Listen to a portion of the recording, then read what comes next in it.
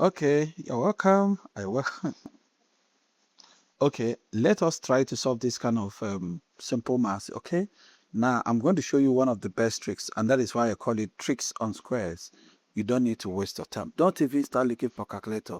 So what you do is first, there is a formula we call, if you have b squared minus a squared minus b squared is going to be equal to a plus b in bracket and a minus b in another bracket. So this is the answer to this. This is the answer to this problem. So what do? Apply the same thing. If you are smart, you will know. It's not stress. So the next thing we're going to have is 999 plus 1 in brackets, another 999 minus 1. So 999 plus 1 is something as 1000 times, because bracket is times.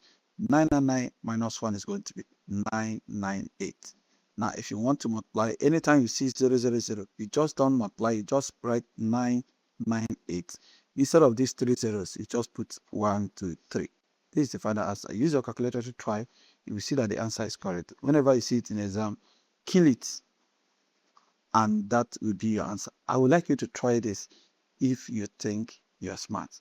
Let's say 20 squared minus 14 squared. What's the answer? Have a nice